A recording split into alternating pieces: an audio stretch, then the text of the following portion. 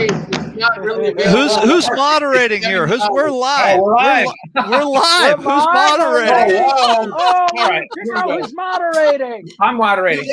Oh, okay. Welcome to the deck, Okay. my friends. Our friends, welcome to the Drummers Education Connection. My name is Jeremy Steinkohler. I'm here today with my three very good friends and amazing drummers and really wise teachers. Chip Ritter, Arizona. Bart Robley down in Fullerton, California, and our friend Rick Stojak from San Diego. Hey, everybody. Thanks for joining Hello, us. everybody. Hello. We are excited to be here as we are every week to hang out and talk drums and talk to you guys. Today we have a really special episode, something we've never done before. This is what we're calling our grab bag episode, where we're just going to answer any and all questions that anybody has about drumming, drums, teaching, pizza, Pizza, drum cases, drumsticks, anything you guys want to talk about. So we're inviting you to just chime in with questions you may have always had, you've been thinking about, you've been wondering about. There's no such thing as a stupid question. All questions are good. We'll take them all seriously, especially the ones about pizza. Yeah. I've got one question I want to start with, and I've been dying to ask this. Chip, I see behind your head there, you've got a purple snare case. And my question for you is, what are those, and how do I get one? these are from Humesenberg Manufacturing. You can special order them directly through the email. Direct message me if you're interested in getting one. It's a custom color created by me and Mike Berg he's the president of Humesenberg, and it's an Enduro Pro with the anti-tear lining on the inside. Wow. And it's the specific purple Chip Ritter signature case. Dude, that is hot. That is so cool. Love it. So cool. Chip, what's the inside look like? I want to see the inside. Yeah. That thing is a beauty. Yeah, it is. Yeah, look at that. A Chip Ritter signature case. That's the coolest. Oh, yeah. Oh. Dude, that's awesome. How many drummers? It's anti-scratch or cut, so you can take a knife. What? No way. It doesn't tear on the gear. That's amazing. It won't Dude, tear. I need one of those. That's awesome. That is fantastic. I could sleep in that. Man, you think you've arrived when you get like a head endorsement or a drum endorsement. No, you need a signature case to really call yourself a hero. Dude, that's what I'm talking about. You get some people have endorsements, and other people like Chip have signature cases. Wow, congrats, man. And sticks. Yeah. From Agner Swiss, I got signature model stick that I designed with Paul Agner, so I'm very blessed. Yes, that is so cool. Congrats. All right, Congratulations. so question. Yeah. All right. Questions. I got a question to start us off. This question is for Bart. Uh-oh. Bart.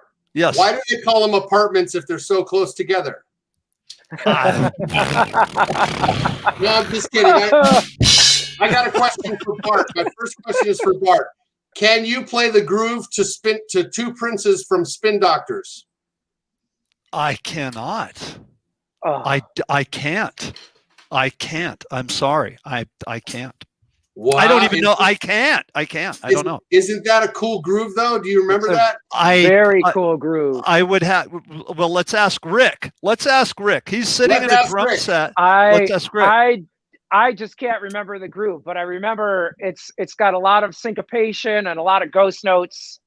And oh man, wicked, I wish man. I just don't have it off the top of my head. All right, dude, hang tight for 1 second here, because I'm going to share with you my screen, which has the groove. Two Princes. Can you see that? There it is. And that's a way that Jeremy helped me with a question I had for him.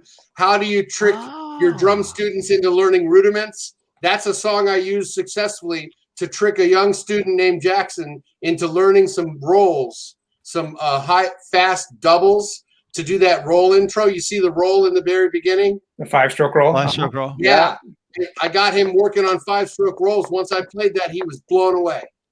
That's awesome, dude. That is beautiful. That's a great tune. I just recently had a student who worked on it and learned it. So you know what? I've never played that song. Jeremy, can I get a copy of that chart from you? Absolutely. I'll send you that. Cool. Hence Believe the it or power not, yeah. of the Drummers Education Connection, ladies and But gentlemen. you know what? Don't Yeah. you know what? That's one of those things where, and I say this to students all the time, where you're called upon sometimes to be a human jukebox, and somebody throws you a curveball. They Right. really think that you're going to be like, "Hey, can you play this for me?" And you're like, I don't know. I've never heard it before. That's when That's you awesome. got take requests. Yeah, you're right. The great part about that track is you've got all of these E's and U's on the snare drum played as ghost notes. And then at the same time, you're hitting those kicks. Yeah. And I think that's a big thing that a lot of drummers overlook is the E's and the U's with kick and snare in unison. So We yes, tend to play, Yes. we tend to play kick, then snare, or maybe kick and snare on the ones or the ends, but not those in between notes. So Right. Good point, Rick. great chart for that. The unison figures, right, where the bass drum and snare drum are syncopated but overlapping at the same time, or chording together, as some people say. Those are really grooves that a lot of my students they don't like to play them. They try to ignore them when they come up in the funky prime or what have you, because they're hard, right? It's like a whole other level of coordination to achieve those. But man, when you can put them together, like Garibaldi is another great example. He uses a lot of those in his playing. When you can put those together, they sound so full and muscular. They were just awesome grooves. Yes. Yeah, like Clyde Stubblefield as well. Clyde Stubblefield has a lot of the ghost notes happening. Yeah, that's Yeah. right. Yeah. That's right. Well, all this stuff comes really from him and Davo Starks from James Brown's band. Those guys were the first to really playing, displace the snare with the accent on the upbeat, and then fill it out with all these ghost notes. I mean, that's the source right there. Right. I'll do a little shameless self-promotion. In my volume 2, I've got How to Build a Better Drum Groove. Or not better, how to build a drum groove. But in the volume 2, I have these development sections. So you see number 4, you've got just snare on E and kick on E in unison. Yeah. Nice. So all kinds of stuff like that is peppered in. So anyway, because if you looked at that chart, that'd be daunting. Yeah, it's a hard chart. With. Yeah. That's a good one, Chip. I have a question. All right. And this question goes to Rick. Oh. Actually, I have 2 questions. How about keeping them open-ended? But okay, I'll answer. Rick has 2 questions. Let me drink my coffee. No, okay. So, well, first of all, here's my question for my buddy Rick. Okay, I'm going to throw both questions at you. Ever since I've met you years ago at NAMM, like, you are this positive ball of energy. I remember meeting you at the Sabian booth, and for people who are watching, what you see is what you get. I mean, Rick is just this positive ball of energy, just super happy-go-lucky. So question number 1, how do you achieve that? Is that something that is a thought out thing? Is it something that's worked on? Is that just in you? How do you do that? Second question, your book series is amazing. The fact that you wrote these books, that you couple grooves with songs, right? You're just like, I can play a 4 on the floor, right? I can play a 4 on the floor. Now I can play all these songs, right? The fact that you thought to do that is ingenious, and I love it. So second question, I wish I would have thought of that, man. That's a great idea. Where did you come up with that idea? How did you do that? So those are my 2 questions for my buddy Rick. Wow. Okay. I won't eat up too much time on that. Bart, those questions alone are just so sweet, man. You just made my day with that too, And man, we could talk for hours on each of those topics. But I think it's just surrounding yourself with really, really high vibe people is a big part of it. And the opposite is if you sleep with dogs, you're going to get fleas, Yeah. Well said. Like an eagle when you hang around with turkeys. Yeah. And I'm really lucky. My wife is all about enlightenment and personal growth. So we put a lot of time into conversations and read a lot of books. Now we're on Audible. We're listening to a lot of books. We just listened to this one called The Surrender Experience, about surrendering ourselves to the flow of life. and then there's a follow-up book on The Secret that we're really into right now. So it's just kind of surrounding myself with a lot of positive affirmations and really, really watching my focus, man. I tell you what, man, our brains, we just are constantly bombarded with negative thoughts. Yes, And that's it's true. right. And it's just really, really looking at them and saying, is that true? Is that thought that I'm having just a belief that I'm dwelling on, or is it a fact? And usually you're going to find that you could poke a hole in a negative thought. And so I put a lot of effort on that. And then, I just love what I do too. So that really, really helps out. Yeah, So, right on. and then having friendships like what we have with the four of us, it's just so important to have great community and have great people. And, and then I really love teaching drums. So, like being around students all the time is just I just think it's just such a blessing to be able to be a drum teacher, and I just encourage everybody to try it. You might end up like really loving being a drum teacher. So, and then Bart, second question with the books, with the concept. Yeah. Right. I just felt that there was a need for it. I was taking people through Encyclopedia of Groove and Funky Primer and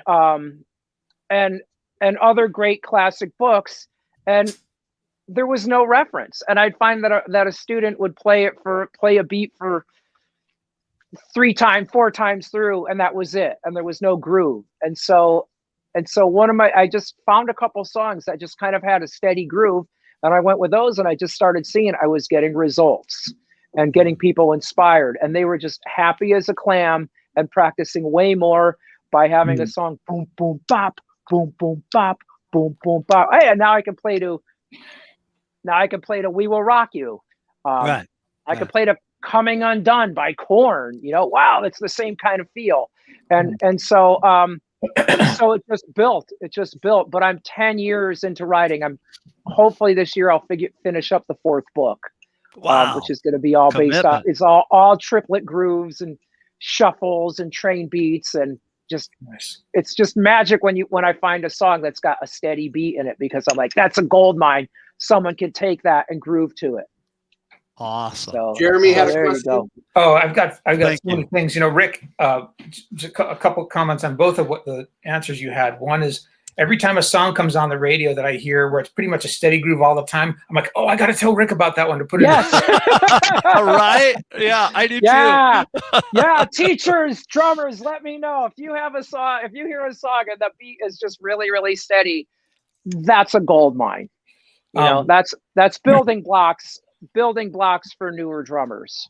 Yes. But yes. just putting it in context, that's what you're doing. Instead of just it being a mechanical coordination exercise, you're making it music, and that's what makes it more motivating to practice and more fun to play, and gets people taking those steps further to really become good groove players, not just beat players. Right. So that's awesome, Rick. Rick's books, for those of you who don't know, Rick's books are phenomenal. They're called How to Build a Drum Groove. He's got 3. He's got a 4th one in the works right now. I use them with some of my students, and they're just absolutely terrific books. If you don't have them, you should go check them out. RickStojak.com. You guys are so sweet. I wanted to mention, add something to what you said earlier about, that we're surrounded with so much negativity, and it's easy to let it just take over. And sometimes that negativity doesn't necessarily even come from the outside. Sometimes it comes from the inside, right? We can be our own worst enemies with being self-critical and, feeling like we're not worthy or whatever. And, a lot of stuff, as we know, is imprinted on us like that from when we were kids, from bad experiences we had. And I just want to point out that, being positive is just like you said, surrounding yourself with positive people. That of course goes for playing music as well. Surrounding yourself with people you vibe with musically and get along with, so that you're always enjoying the process of playing.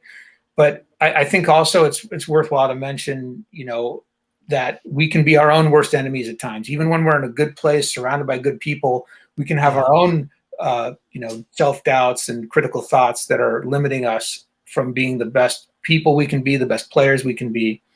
And, you know, you said something about, you know, you lay down with dogs, you wake up with fleas. You know, you got to take responsibility for your own thoughts too, and what you do about it. You know, we all have right, them. Right. Even Ringo went through a well-documented crisis of self-confidence, right? Yes, that's just very much so. Just about every artist I know has dealt with this at some point. Even some of the most heavyweight guys and guys that you'd think, oh my God, how could they think that? But you know, we're all human. We all have those demons we wrestle with. And you know, I think it's important to, you know, recognize that stuff and give it its due. But then you can't live there, because if you live there, it just stops you from moving forward, and it stops you from being productive, and it stops you from enjoying the process. You gotta just focus on the positive, let the negative go by. Don't beat yourself up for having those thoughts, because we all have them. Yeah, I agree. It's so easy to hold on to.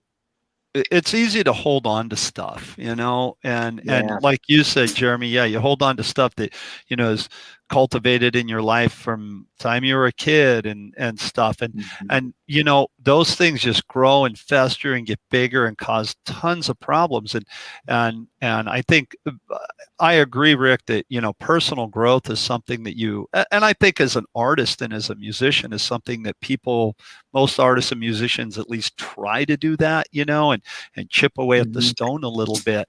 And if you don't, you end up staying inside I said chip away. You said chip. I said chip.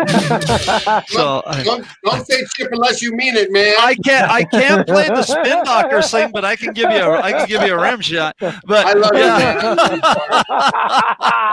it. You know, this positive ball of light.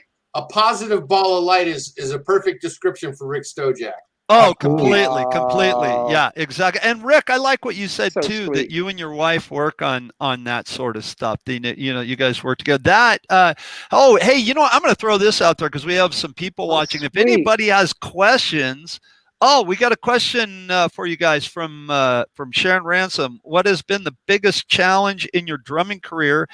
And what are the things that you've done to overcome that challenge? Chip, I'm throwing that to you, Chip. What has been the Sharon biggest challenge in your drumming career, and what are the things you've done to overcome that challenge? The biggest challenge in my drumming career is my ability to form a true partnership with other human beings in a group setting.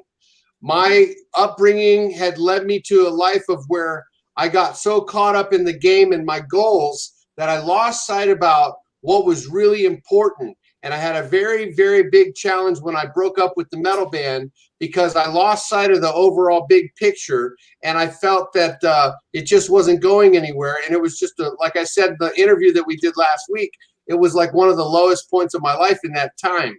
The things that I've done to overcome that challenge have continued to work on. It's a process, but I'm still learning how to be a team player, how to share my experience, strength, and hope with other people in a group setting, and just be honest, show up on time, wear a clean shirt, you know, things that should be no-brainers, but those are lessons that I learned. Those are the things that I've done to overcome that. Right. Okay, Rick, your turn. Great Go answer. for it. Well, great answer, Chip. I would Great say, answer. You know, right out of high school, my late brother and I had a band. It was called Be Wild, B.WILDE. We were shooting for the stars. We were going to be rock stars. That was it. There was no other option, you know. And we were completely dedicated to making that dream happen. And it didn't work out, you know. Band members would leave, and we'd keep plugging away, and you'd play gigs, and you know, there's little money. And I'm like, man, all these other guys, you know, you turn on the radio, wow, they made it. We sound as good as they do. A lot of people say we sound better than what's on the radio, but we still never made it, at least like to the point where we could get a career out of it. And, you know, a lot of it is music changing, and location, all of those factors, luck. We were in a very rural place in Connecticut trying to make this band happen. And so that was the biggest challenge. Like, what am I going to do? Suddenly, I'm looking at, I'm late 20s and we still haven't made it. And I think that's what a lot of us drummers, we really want to make a living, but God, I didn't make it. And that's like the biggest challenge. And I think the number one thing that I did to overcome it is just try to grow from the experience. So the band, I never made a career out of the Be Wild band, but I gained so much knowledge from all of that experience. Yeah. Lots of recording studio time, lots of gigs, lots of crappy gigs, those crappy gigs where no one is there or the pay was bad or gear didn't break or band members weren't getting along. Man, those made me stronger. And now I can deal with anything. So all of these bands accumulated, it eventually in time, I just kind of overcame all that. And then I just said, you know what? I don't think I'm going to be in a band anymore. I'm just a freelance guy. Yeah. And not have to deal with that. And so that's kind of where I'm at right now. And that's how I overcame it. So a good book on that is The Big Gig by Zorro. Great book. Which really, really book. Highlights, how do you get the big gig? So Sharon, but you got it out there already. You just keep going the way you're going, sister. You're a killer and you're doing it. And we're so proud of you. Oh, so if you haven't checked out Sharon Ransom drumming, check out Sharon Ransom. Sharon, all you got to do is start auditioning for major acts and you're in. If that's your goal. Totally. Yeah. Yep. How about you, Bart? What about you?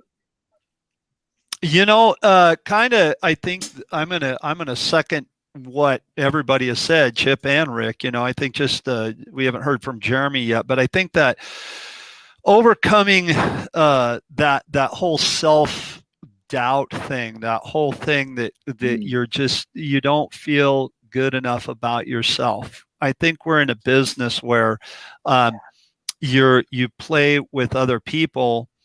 Or you're around other people that all the time that are so unbelievably good that you compare yourself to them. And I think that that's the biggest mistake that I made. And I think I tell my students not to do that, because I learned the hard way. You compare yourself to other people, and you're like, well, gosh, I can't play double bass like that, or I can't shuffle as good as that, or man, those syncopated grooves, I really struggle with that. But when you kind of get to a certain point in your life and you look back and you start to realize that this is my life and I love everything about it. I love everything about what it is that I do, but there is a whole nother part of my life out there that I've got to tend to. And for a long time I didn't do that. And so it caused me to hit this wall and things crashed and burned and it was bad. And then I kind of stopped and dusted myself off and looked around and realized, hey, there's a lot of other things that I have to take care of. Well, what that did for me was it kind of got my life back on track.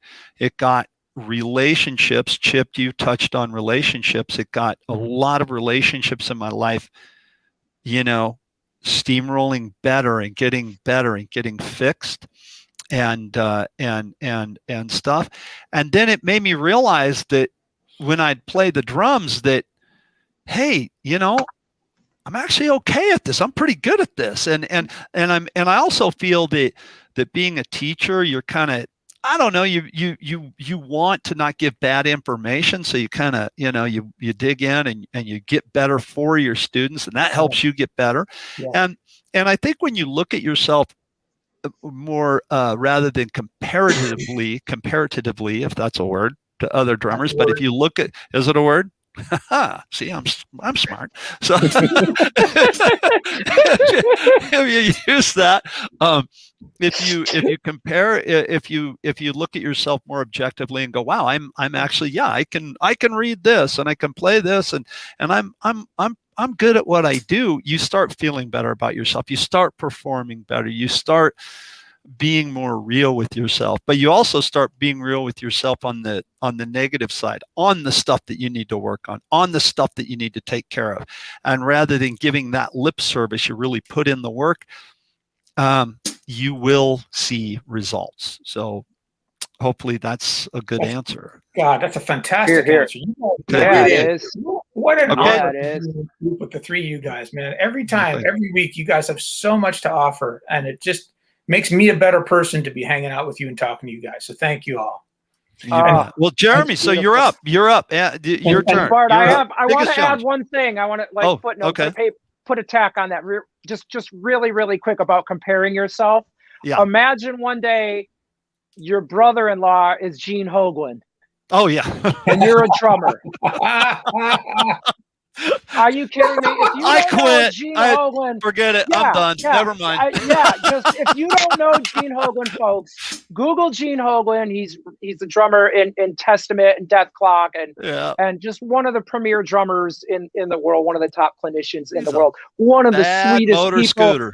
Oh man, open-handed, double monster. kick, dexterity, Monster. double bass monster. There's blast beats, he's got his own blast beat. And I'm a drummer, and this guy's a drummer, and so what do you do with that? I mean, talk about having it right in your face. And it's the best thing that really ever happened, because it just made me just humble, keep my eyes on my prize, and then what can I learn from him? Keep that was your it. eyes on your prize. I love that. Exactly. I like the way that Famularo says that, about comparing yourself to other people. It's like, look, okay, yeah, your brother-in-law is Gene Hoglan, and he's had all these amazing things happen to him. That's his journey. Dude, you're Rick Stojak. You've had amazing, look at your book series that you've written. That is amazing. That's your journey. So don't compare yourself to Gene. Gene has his own blast beat, and he's double bass. And Gene, no denying, the guy's he's a legend in the metal industry. He's an amazing drummer. But hey, I don't know a better Rick Stojak than you. Brother, thank you. Exactly.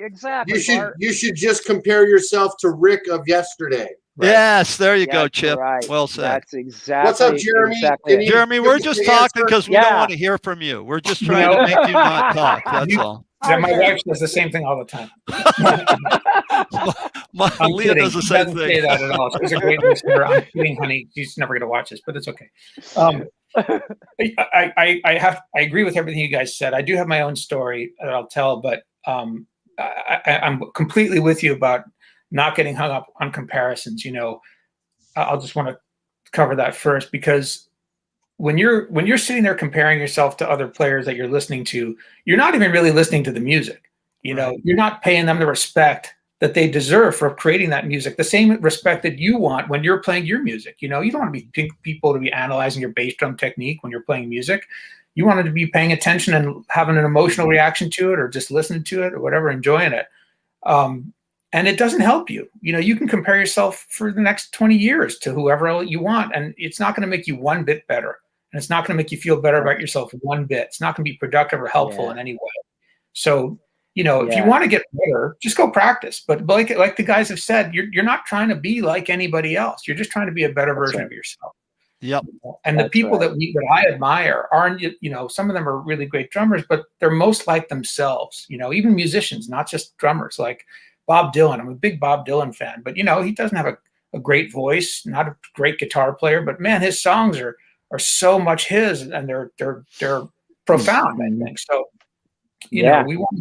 we should strive to be more like as much as ourselves as we can be, and stop, comparing yourself to other people just doesn't get you any closer to that. It just David Betts had a comment. He said, just be yourself. Everybody else is already taken. Yeah, well said, David. Well said. Yeah, that's right. That's right. We'll get to that pineapple on pizza travesty comment in a minute, David. Hang tight on that. But, sorry. All right. I got one of the biggest challenges I faced as a drummer was I was in my 20s and I got fired from a recording session.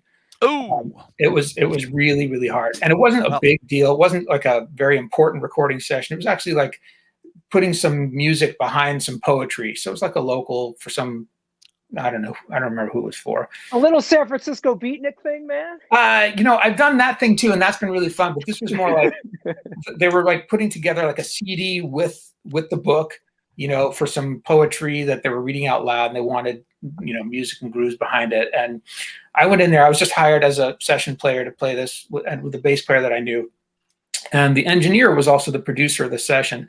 And I could tell from the beginning, like he and I weren't on the same page with our ideas, concepts. Mm-hmm. And he was like, I'm kind of hearing a kind of driving rock beat on this. I'm like, oh, that makes no sense to me at all. I'm thinking playing with my hands, like kind of a light textural thing. And so we kind of were, back and forth about it throughout the day. And he kept trying to make suggestions for me to play differently than I was playing. And I was like, well, this is what I think sounds good. And this is, and I wasn't really giving him most of what he wanted or whatever. It just wasn't happening. And so the next day, it was supposed to be a 2-day session.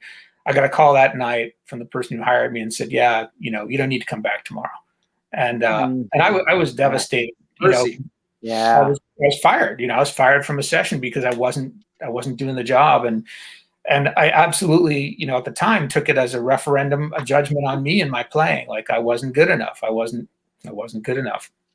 And that's, that was my biggest fear, like all along, is I'm not good enough, right? I want to be up here with this level of players and on the scene and, thought of as this or whatever. And, the thing that ended up coming out of that for me was realizing that, it wasn't the right fit. I was hired to do this thing with this guy and his idea, and I wasn't the drummer to give him what he wanted. Mm-hmm. And whereas at first I was thinking, oh, it was all me, my bad, my fault, my shortcoming.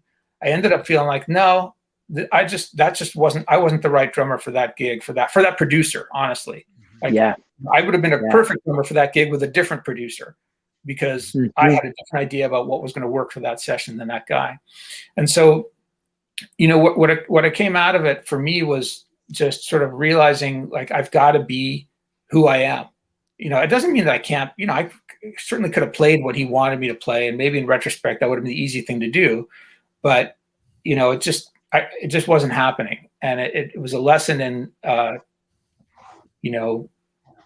don't take, just because one person disagrees with your taste or your choices or your artistry doesn't mean that your stuff isn't valid. I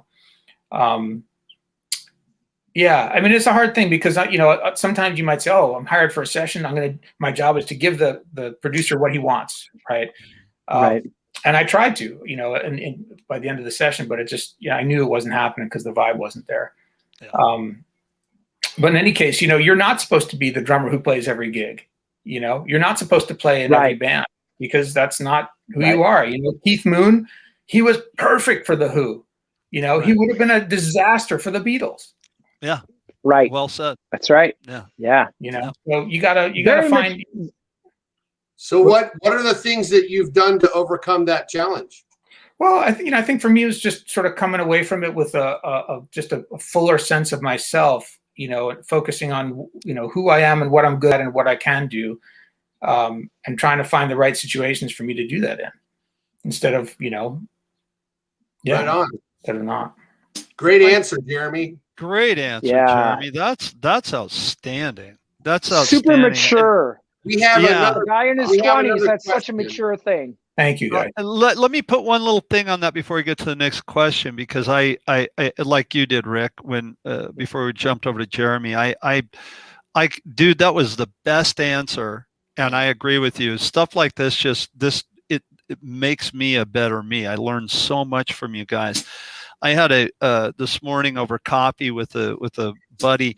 We were talking about wanting to make a change in oneself. Like really, I think it's really easy to say, I want to change this about me. I want to change something about me. And it can be something with drumming as simple as I want to get better at, I want to get better at playing flams, so you sit there and you work on flams.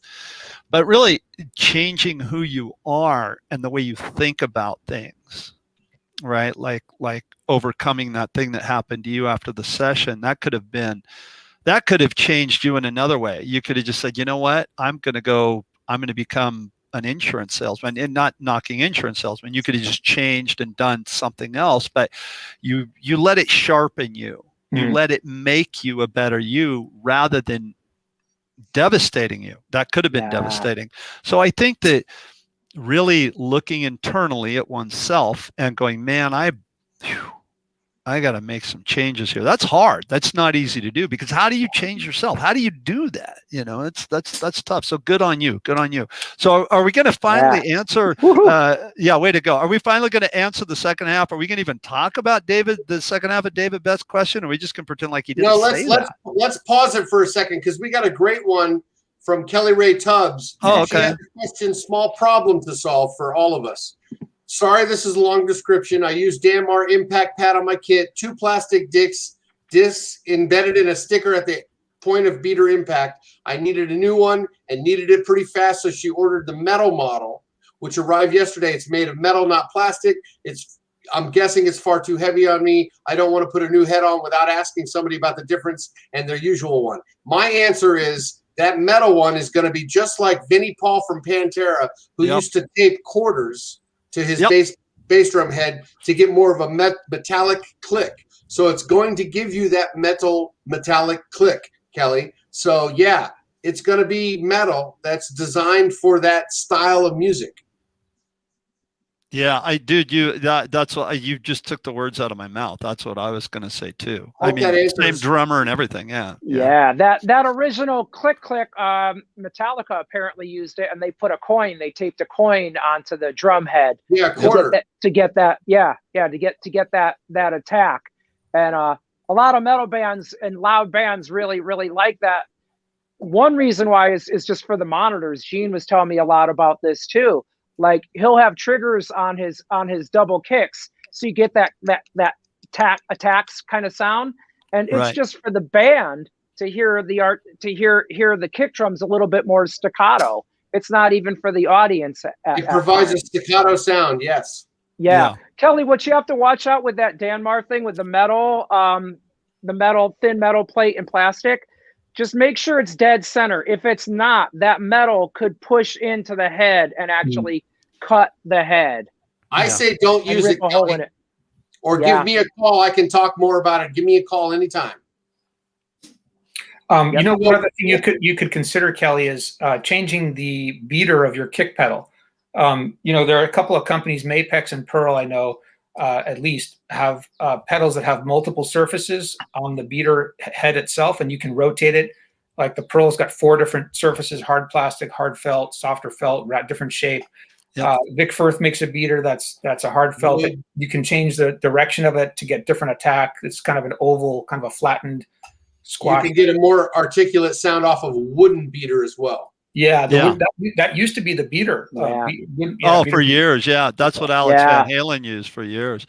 Right. You know, Kelly, another thing to look out for on the beater too is I use, and I don't have one here, I pull it out and show you, a Gibraltar self-adjusting beater. And it's the same thing. It's felt on one side and hard plastic on the other, but where the beater sits on the, where it goes into the stem, it swivels this way. So it self-adjusts itself to your head. So if the beater's not hitting the bass drum head exactly square, it'll push itself to where it is square on the head. Kelly said there's a foam on the back of the metal to help cushion, problem solve. Yeah, there you go. Oh, cool. And then with Jacob Sosa. Jacob Sosa's in the house. Hey, Jacob, what's happening? What's happening, Jacob? He says, I really like Jeremy Steinkohler's story. I can relate to that. Oh, thanks, man. Thank you. And so let's get to the pineapple real quick, because it's bugging me. Yeah, it's bugging me too. Pizza? Yeah. So let's start with Jeremy, because I want to hear Jeremy's take. I mean, this, my wife she went to high school in Rome, in Italy, for a couple of years. So she went to the source where pizza is made, although they do say pizza was originally invented by the Greeks. Nonetheless, we all associate pizza with Italy. That's the real deal there. Yep. And she said, in Italy, they don't put chicken on pizza.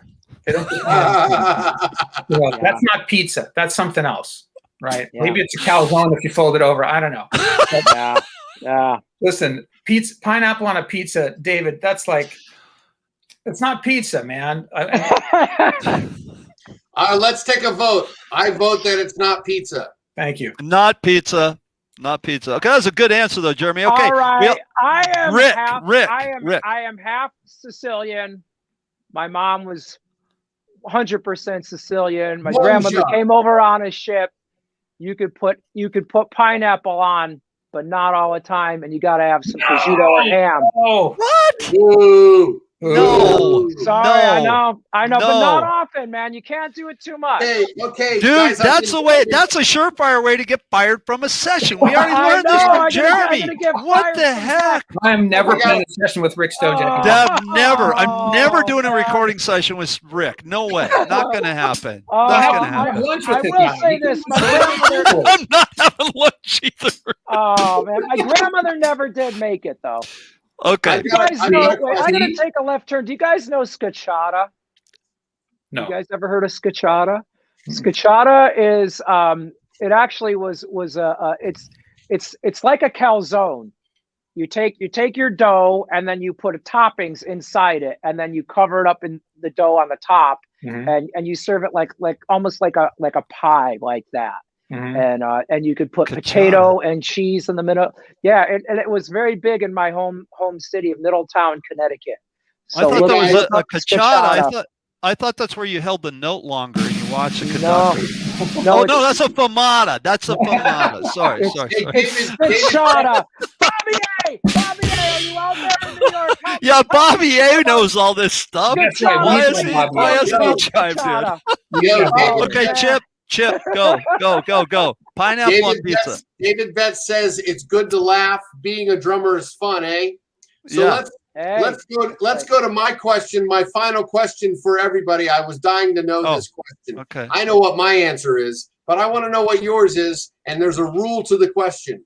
You have to pick what it is right now, and you've got to answer off the top of your head. So when I ask the question, I want you to hold your fingers up and say 1, 2, 3, 4, because there's 4 parts to the question. Ready? Wow.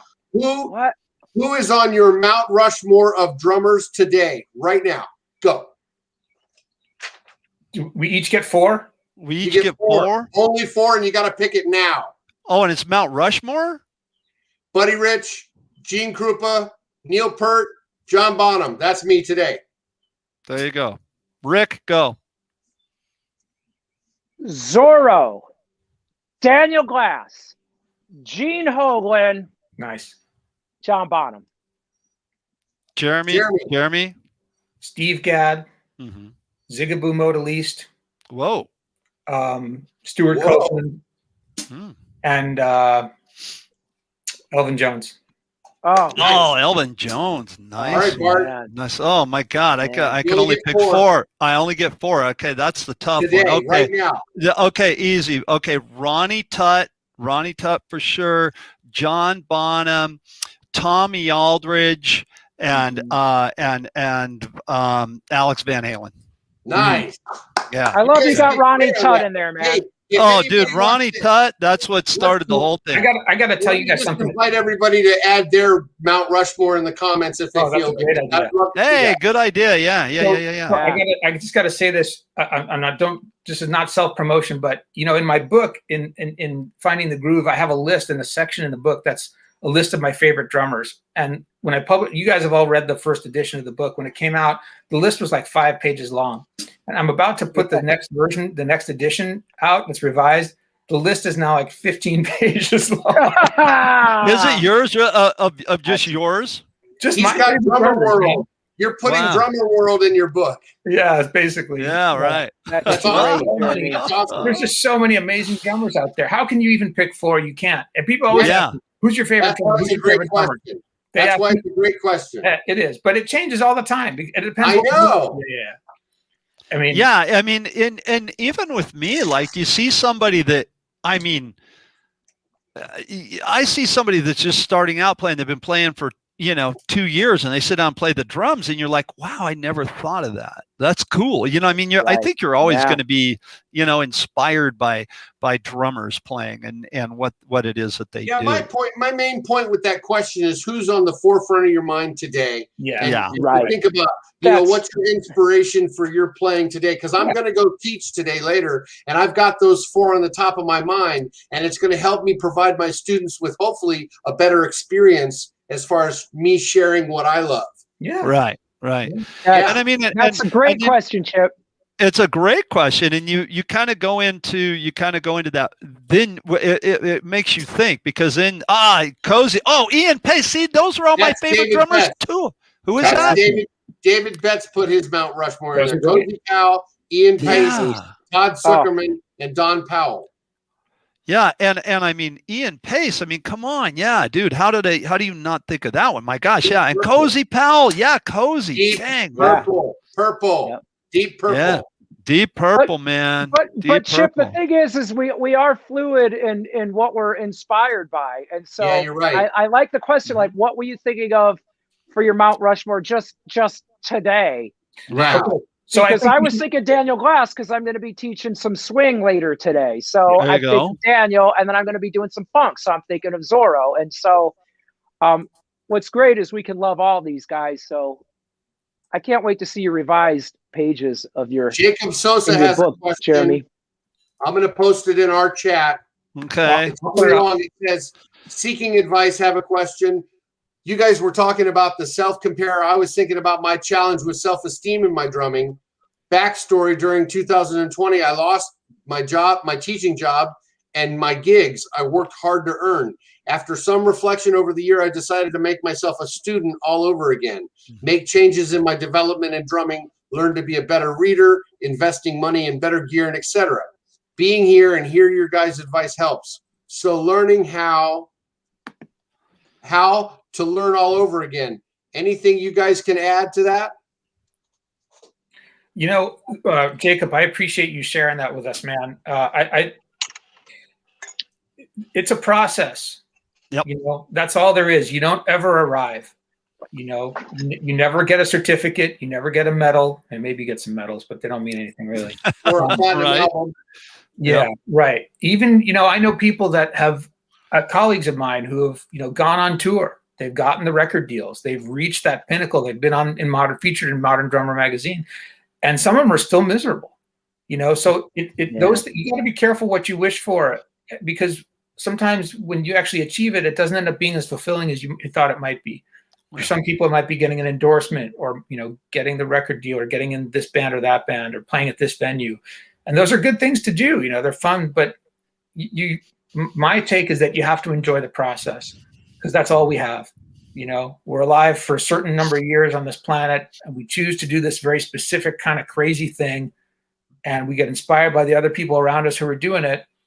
And we decide to devote our time to it because we think it's of value, and we think we're going to put something both for ourselves as a personal endeavor, and also, you know, if you're going to be performing, because you want to put this out into the world and impact other people. Yes. And, you know, that's all there is to it. You know, Duke Ellington said, you know, if it sounds good and it feels good, it is good. That's it, man. Yeah. All you're trying to do is make it sound good and feel good for yourself and for the people who are listening. And, you know, if you want to do it better, you work at it. You know? I like what Gilbert Garcia just posted. Gilbert Garcia posted his answer to it: become obsessed. If you do this one thing, you will not just come back, Jacob. You will dominate at a high level. Become obsessed is from Gilbert. Thanks for sharing, Gilbert. Yeah. Yeah. And Jacob, Jacob, thank you, man, for always, you know, tuning into this show and supporting us. It really, really means a lot, man. And I think your direction in regrouping and working on your development is just outstanding. Yeah, don't be afraid to direct message us. This is part of why we have this group. Direct message us with your questions. Exactly. And the thing is when sometimes when something negative happens to us, it seems like it's devastating and the end of the world. Once again, if we focus on it, if we put all this energy into, God, that sucks so bad that I lost that teaching gig or got fired from the band. If you start believing that story, you're going to find thoughts that reinforce that, and the story's going to get bigger and bigger and bigger, and it's going to become this giant monster. So rather take a look at it from a different direction. Well, maybe that teaching gig wasn't the greatest gig. In fact, I know it wasn't, because we talked about it when you had it. That's right. The place took all of the money, man. That old gig that you had, you were underpaid, man. Sorry, whatever, you know. My mom used to tell me when the metal band thing went down, and before I found the cruise ship gig, I was really dejected, like I said in my story. But she told me that when God closes a door, he opens a window. And sometimes you get to look out that window and see that there was a grizzly bear outside, and you didn't want to go that way anyway. So you never know. You know, we're all on a path. And, you never know. It could be a good thing that you're reevaluating your drumming position and becoming a student again, like Bruce Lee, who always wore a white gi because he wanted to always be learning. That's a great take on it, Jacob. I think you're in a good place. Yeah, man. Sorry, go ahead, Bart. That's okay. I want to say this too, Jacob. I mean, one of the things that I think is that you got to look at it as a journey. You know, I mean, I've been playing drums my entire life. I mean, really, since I was 5 years old is really when I started. And there isn't a day that goes by that I don't learn something. There isn't, and there's so many drummers that are so, you know, and I'm not comparing that because that's what we're not doing here, but I look at them like, gosh, you know, that guy can really swing better than me, or they have faster double bass, or they can play their rudiments faster. There's always going to be somebody that has something over you. Don't let that take your legs out from underneath you. Let that inspire you to be better, for you to be a better you. Yeah. And again, you always tune in, you're always watching and chiming in and stuff. And I went and watched some of your stuff, and dude, you're a great player. I mean, I've learned from you watching you play. I mean, so yeah, dude, you know, always, I commend you for always being working on yourself, you know. Really, you know, I think being a musician, being an artist, with, if you will, is like Chip said. You know, Bruce Lee wore the white gi because he always wanted to be learning. If you're not learning something new every day, you're doing it wrong. You know, learn something new every way. Enjoy the journey. Don't, you know, you're not worried about the destination. You know, don't worry about the destination, and don't focus on the results. Don't focus on the results. Focus on the work. Do the work. The results will come. Success is something that follows in the wake of a lot of hard work. That's powerful. And if you want to get better, Jacob, if you want to get better at learning how to read music, then I think all of us can agree, then you should start reading more music. Yeah. You know, put that in front of you as a pathway to your goal, and you're going to be fine. Gilbert, by the way, said now you're a master student with experience and wisdom that you didn't have before. So thanks for supporting. Beautiful. Yeah, thanks, Gilbert. And Jacob, one last thing, Jacob, please. If you remember one thing that we from today's episode, please remember this. Don't put pineapple on pizza. Rick wrong. I knew you were gonna go. Don't do it. Don't. I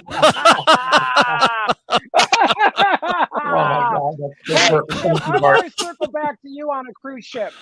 Chip, if I went on a cruise and you were the drummer, I would freak out. I just got this vision of like a flaming kebab, and you're twirling flaming kebabs and like eating a bite off of it. I got two things. I got two things. Yeah, he would twirl it and he'd eat a piece of chicken. Two things to say, right? Number one, on a cruise ship, when you're playing gig for the first time, when the boat goes out to sea, they do these big circles and the boat leans. It leans over to one side. And I had so much trouble learning how to play my hi-hat and bass drum because I had to have one foot to balance and not fall over. Oh, my God. That was one thing. That happened every gig. Every gig. And the other thing is, the second thing is most important, they don't do pineapple on the cruise ship, buddy. They don't do pineapple on the pizza. Depends on where the cruise is going. I was going to say that if Rick and I went on a cruise together and I saw him eating pineapple on a pizza, that'd be the end of it. You know, you know what? I've got my Bible right here. There's got to be something in the Bible about pineapple on pizza. You guys, I'm going to start looking for it. You guys go ahead. I'll get back to you. Okay. Okay. Man. No, but seriously, hey, I want to come back to Jacob. So one last thing about that, Jacob. I feel like you already know the answers, man. You already have it inside you to know exactly what your path is and what you should be working on. You said it yourself. You know, I decided to become a student again and work on my reading. Why'd you do that? Because you knew somewhere that you wanted to be a better reader. Right. You know, you decided to reinvest in your gear. Why'd you do that? Because you knew that your gear, it wasn't happening for you on some level. And it was time to up your game in that department. So, you know, man, you're on the path. You're doing everything right. Just keep going. Keep it up, brother. There it is. You know, I have 3 questions that we never even got to. I think we need part 2.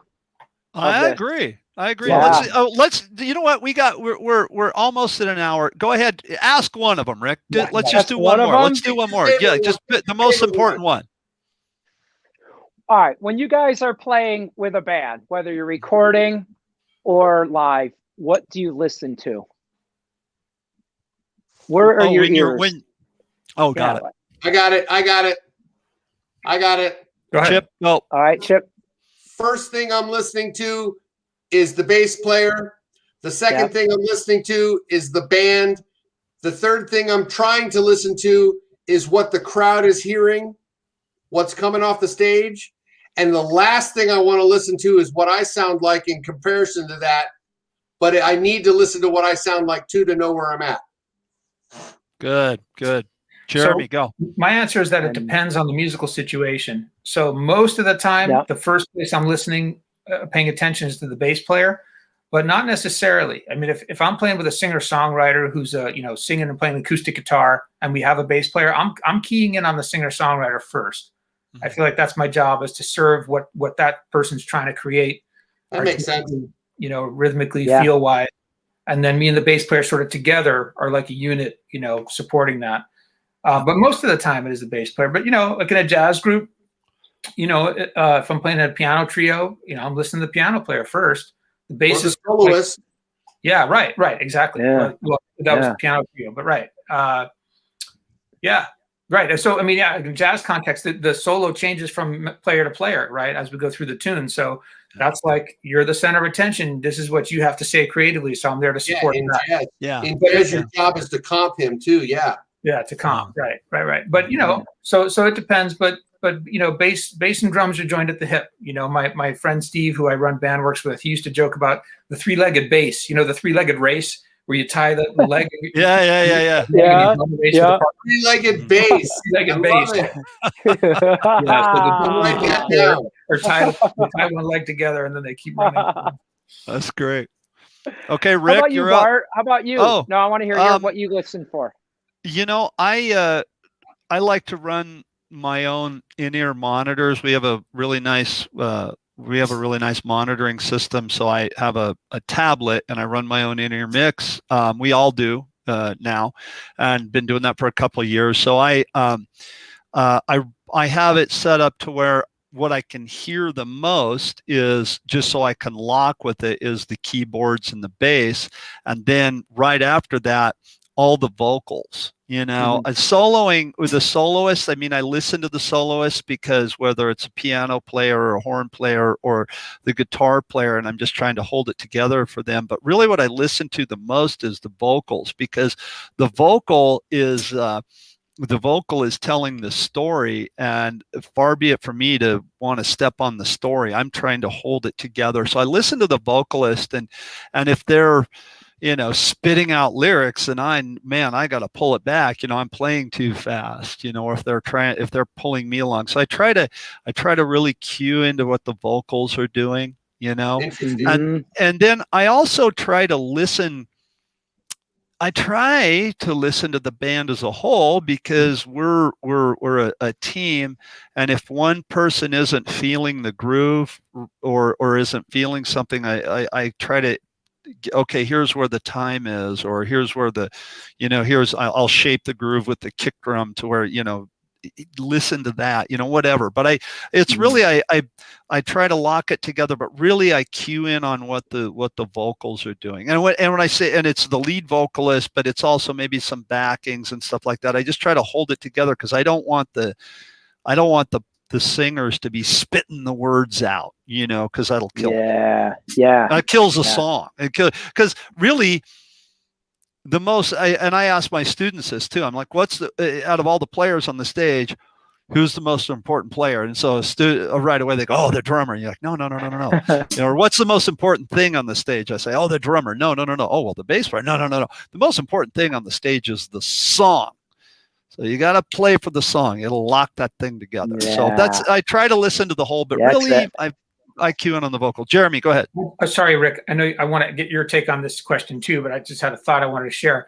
Your attention doesn't stay put on one thing the whole Right. during a song, right? Your attention can Yeah. move. Yeah. Your focus.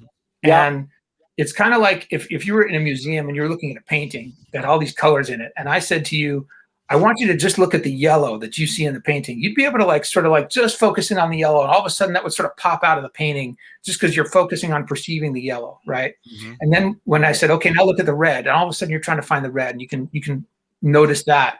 But when you just look at the painting, you see the whole thing, and you left with an overall impression of it as it hits you as a whole. And so it's kind of like that when you're playing in a band, right? You're listening to the whole band, and you have to be on some level. You're taking in the whole picture. You can't just listen to the bass player at the expense of everything else, the entire song. You may be locked in with him, but you may be missing much other stuff, right?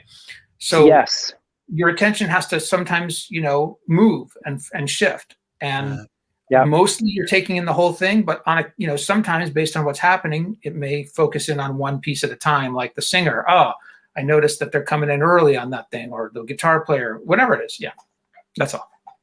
All right, Rick. Sum us up. Take us home. Well, what a resource we have here, you guys. Those three answers that you all had, or the answers from the three of you, were just amazing. And so I couldn't agree more with everything that all of you said. And if we all can combine everything that you all said, man, we're going to be better drummers. So I'll confirm all of those things are right on the money. And definitely, I think probably the biggest thing that I've been working on is listening to the singer. And really, we rush so much as drummers too. So I'm trying to be aware of the vocalists. Like, are they having trouble catching their breath? And then trying to even, pay attention to the lyric too, not just what the singer's singing, but is there a lyric? Is there some aspect of something they're singing about that I can like atmospherically create? Are they? Are we talking about? Are they singing something about a jungle? Then I might add that. Is the song about are there waves? Well, I'll do a cymbal roll. So trying, or hummingbirds. I've been messing around with that with my. I love hummingbirds too. Who doesn't like hummingbird? I'm Pete. Delicious. I've gotten some students out of ruts, and they're playing by saying to them, "Hey, we're going to do this experiment, atmospheric drumming." All right. Sorry, man. Sorry, Jeremy. Everything was going great. For the first time the show crashes, it wasn't me. It was Jeremy. Thank you. Sorry, Rick. Go ahead. The show didn't crash. I heard you, Rick. I heard you loud and clear. Of course. What Rick says, because here's what Rick's really talking about, the big picture. He's talking about getting into the character of the song. Right. Totally. And that's what it's all about. If you're just playing beats, you're just playing beats. But if you're playing the songs, like Bart said, like Rick said, like Chip referenced, then you're doing your job. You're part of what the whole thing is being delivered. It's not just drums plus, it's drums are a part of it. Yeah, you want the audience, as a player in the band, you're focused on your tree, right? But you want the audience to see the forest, and that's you know what I mean? So that's it. Bart, I got a question for you. The next time we do a show, can you undo the clutch on your hi-hat? Because I keep tripping. I'm like, what was that? And when you lean in, I can hear your hi-hat. I'm thinking, does that mean he doesn't like what's being said? Or does that mean he likes what's being said? It means he likes it. Man. We got to talk about the full pop. Yeah, I love that. Hey, man. I think, guys, we need to do another one of these grab bags again in the future. Yeah. Hey, man, this was fun. And you know what? Thanks to everybody with all your great questions, man, that chimed in. Yeah. I mean, David and Kelly and everybody, man, this is just fantastic. This was great. And we had some great questions. Yeah. And Jacob. Yeah. Jacob, yes, everybody. You guys are the Yes. best. All right, you guys, Yeah. I'm hungry. I got to go put some hummingbird on my pizza. You know what? Jeremy, if my wife ever finds out that you ate a hummingbird on a pizza, she's going to come to San Francisco and hunt you down, man. My wife loves animals, Listen, and if she found out you harmed a hummingbird, she'll kill you. I'm telling you. Oh, I Listen, bet. we have hummingbird feeders out on our deck, man. I love hummingbirds. They're Oh, beautiful. I love hummingbirds. They're great, man. Yeah. Yeah. So we All right, have guys, three so- On the show shows. next We week. have 3 shows. What's next in week? the future plan? What are they? What are they? One of our special guests coming up is none other than the amazing Mike Clark. No way, Mike Clark. Yes. Oh, man, Mike is a heavy hitter. He Heavy played Herbie hitter. Hancock and Wayne Shorter and all sorts of jazz cats Yeah. and funk guys. So he's just the nicest guy, down to earth. We're gonna have a good time with him. He's coming up. Who else?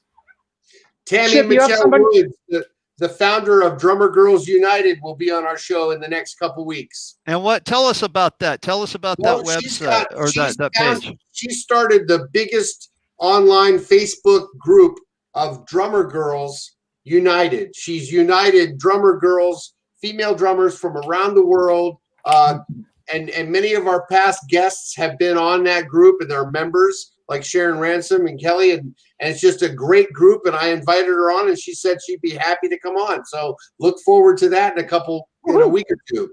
Excellent. Oh, I love it. And then we probably should do just a question and answer one again for sure. And we're also talking about doing another all hands on deck. Those ones went great. And Let us know. If there's topics you guys want to hear about or talk about, let us know. Put them in the comments. Yeah. Yep. All right, Jeremy, take us out, man. You brought us in. Take us out. Honestly, I got to tell you guys, this was one of my favorite episodes. All honesty, Me I too. Love it. I love hearing about your guys' experiences and hearing about the what shaped you into the people you are and the drummers that you are. And you guys have so much great wisdom to share, and I'm so humbled by all of it. Thank you, guys, and thank you to our guests for coming. We'll see you guys all next week. Awesome. Thank We you, love guys. you guys. We'll see you Thanks, next everybody. week. Thank you for the Thanks, questions. guys.